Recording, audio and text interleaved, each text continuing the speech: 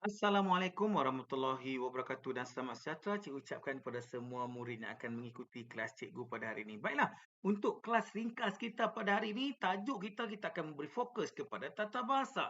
Jadi sebelum kita mulakan sesi latihan kita, jom kita tengok dulu SP atau standard prestasi yang telah ditetapkan, iaitu 5+1+1, iaitu mengenal pasti dan menggunakan bentuk kata tunggal dan kata majmuk dengan betul mengikut konteks. Jadi kita lihat di sini, kita akan mengenali bentuk kata, iaitu kata tunggal dan kata majmuk.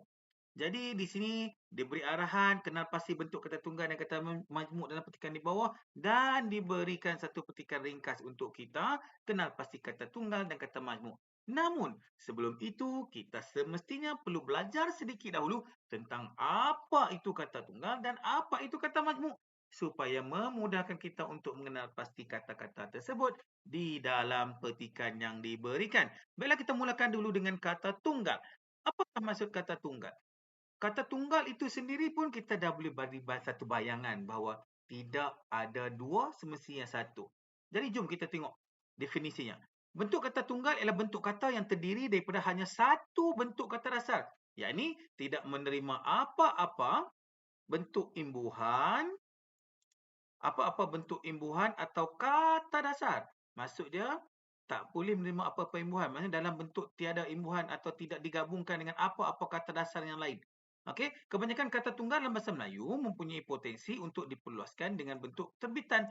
Maksudnya di sini ialah, termaksud terbitan ialah apabila sesuatu perkataan itu ditambah imbuhan. Apabila satu perkataan itu ditambah imbuhan, daripada kata tunggal akan bergerak kepada kata akan menjadi kata terbitan. Jadi yang membezakan antara kata tunggal dengan kata terbitan adalah imbuhan. Baiklah, kata tunggal boleh terdiri daripada satu suku kata atau dua atau lebih suku kata.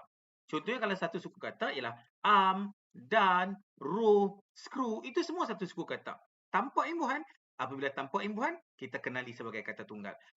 Kalau dua suku kata, itu, ubi, aku. Dua suku kata.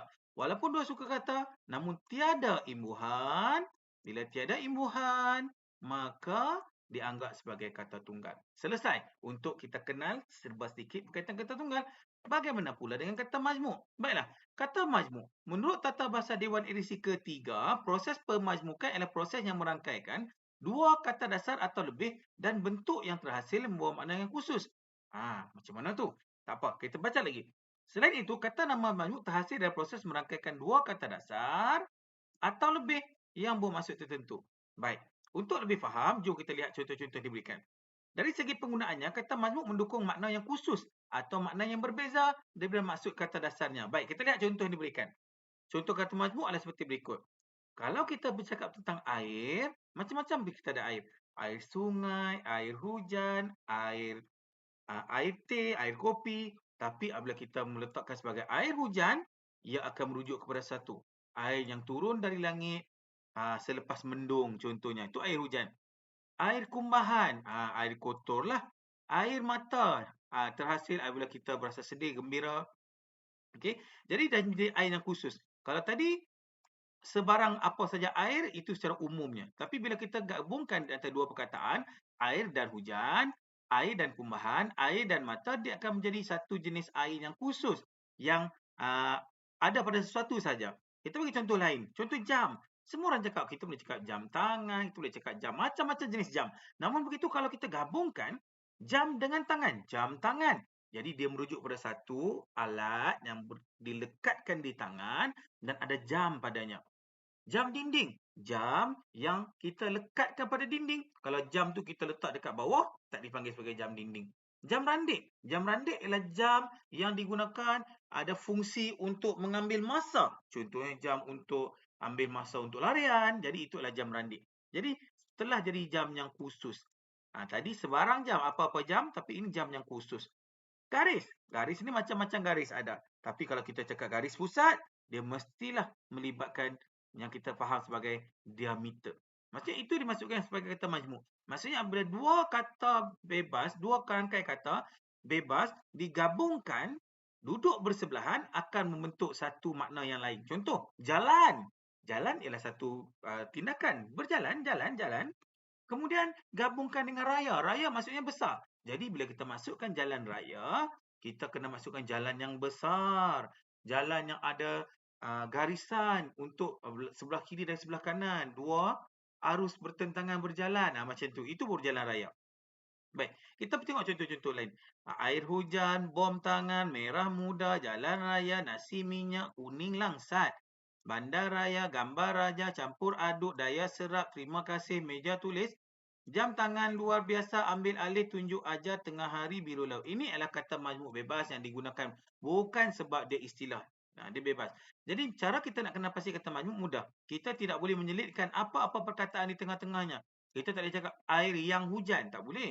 Kita cakap bom yang tangan. Tak boleh. Merah yang muda. Tak boleh. Mesti kena merah muda. Ataupun bandar sangat raya. Tak boleh. Bandar yang raya. Tak boleh.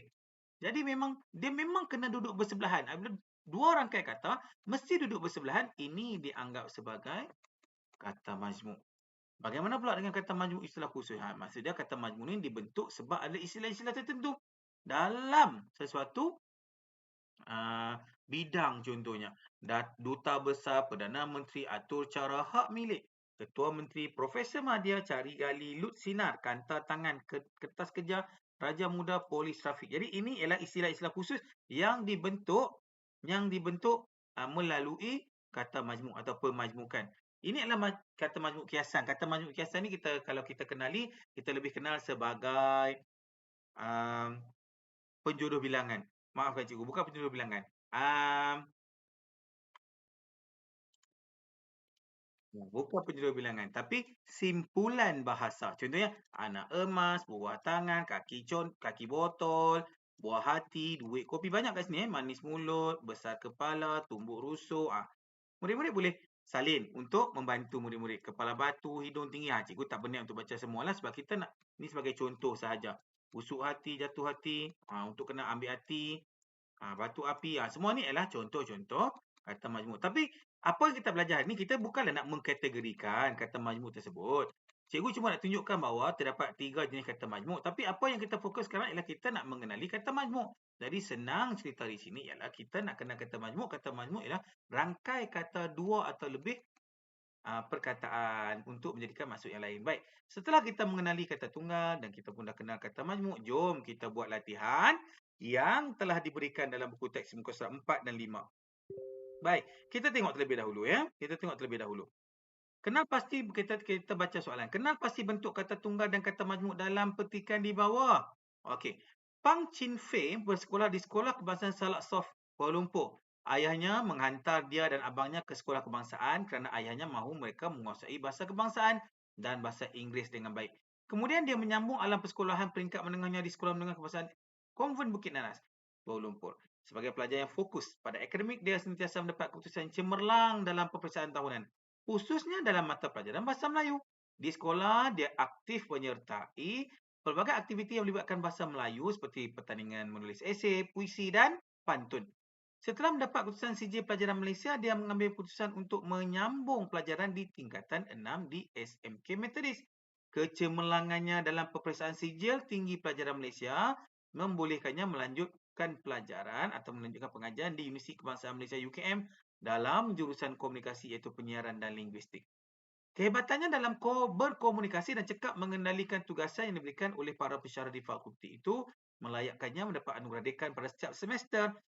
Pencapaian yang konsisten pada setiap semester juga membolehkannya dinobat sebagai pelajar terbaik jurusan komunikasi bagi tahun 2000 ketika tamat pengajian di Universiti Kebangsaan Malaysia. Selepas tamat pengajian di UKM, dia memohon kerja di TV3. Setelah ditemukan dan mengambil pelbagai jenis ujian bertulis dan praktikal, dia diterima bekerja sebagai wartawan penyiaran Jabatan Berita TV3 pada tahun 2000. Kehebatannya dalam menyampaikan laporan berita khususnya penampilannya untuk stand upper menyebabkan pihak pengurusan TV3 menawarkannya mencuba bakat sebagai penyampai berita pada tahun 2005. Jadi, kita bercakap tentang seorang personality iaitu Pang Chin Fei. Baiklah, jadi jom setelah kita dah belajar tentang kata tunggal dan kata majmuk, jom cikgu kenal pasti beberapa kata tunggal dan kata majmuk untuk murid-murid. Selebihnya, murid-murid perlu cari sendiri untuk melengkapkan tugasan hari ini. Boleh? Baiklah, cikgu mulakan. Untuk kata tunggal, banyak kata tunggal kita boleh ambil. Contohnya perkataan di. Di ialah kata seni nama tapi dia masih tunggal. Di. Apa lagi? Okey. Ayah. Ayahnya tak boleh sebab ayahnya dah digabungkan dengan nya. Menghantar dia. Dia boleh. Okey, lagi. Apa lagi? Sekolah. Sekolah boleh. Sekolah boleh. Tak boleh. Sekolah sebab dia perlu gabung dengan kebangsaan. Sekolah perlu gabung dengan kebangsaan. Jadi ini kata majmuk. Sekolah perlu gabung dengan kebangsaan. Tidak boleh berhenti sendiri sekolah. Dia mesti datang serentak sekolah kebangsaan. Jadi ini salah satu kata majmuk yang perlu kita senaraikan. Sekolah kebangsaan. Baiklah, seterusnya. Kita tengok. Mereka. Mereka juga kata tunggal. Okey, seterusnya cikgu cari secara umum ya. Baiklah, cikgu nak ambil esei. Esei ialah kata tunggal. Puisi pun kata tunggal. Banyak kata tunggal dalam ni. Sangat banyak kata tunggal. Cikgu cuba bantu untuk kata majmuk. Cikgu cuba bantu untuk cari kata majmuk untuk murid-murid. Baiklah, kita jumpa satu sekolah kebangsaan. Cikgu cari satu lagi untuk bantu murid-murid. Menguasai bahasa kebangsaan bersinggungan dengan baik. Kemudian dia menyambung alam sekolahan peringkat menengahnya di sekolah menengah. Sekolah menengah pun kata majmuk. Sekolah menengah juga kata majmuk. Sebab perlu membawa maksud lain. Sekolah menengah. Dia dapat tulisan cemerlang. Khususnya dalam mata pelajaran. Mata pelajaran juga kata majmuk. Sebab perlu gabungan mata dengan pelajaran untuk membentuk satu maksud yang baru. Kalau mata, mata. Kalau pelajaran ialah subjek. Tapi kalau pelajaran ialah kaedah lah. Ilmu. Pelajaran itu ilmu. Mata ialah mata, eye. Tapi bila mata pelajaran, dia jadi subjek. Dia jadi maksud baru. Jadi murid-murid, cikgu dah ajar berkaitan dengan kata tunggal, kata majmuk secara panjang lebar. Sekarang, apa kata murid-murid sendiri cari perkataan kata tunggal dan kata-kata majmuk yang terdapat di dalam teks yang diberikan. Itu saja untuk kelas kita pada hari ini. Jangan lupa untuk siapkan tugasan anda. Itu saja dari cikgu. Assalamualaikum warahmatullahi wabarakatuh.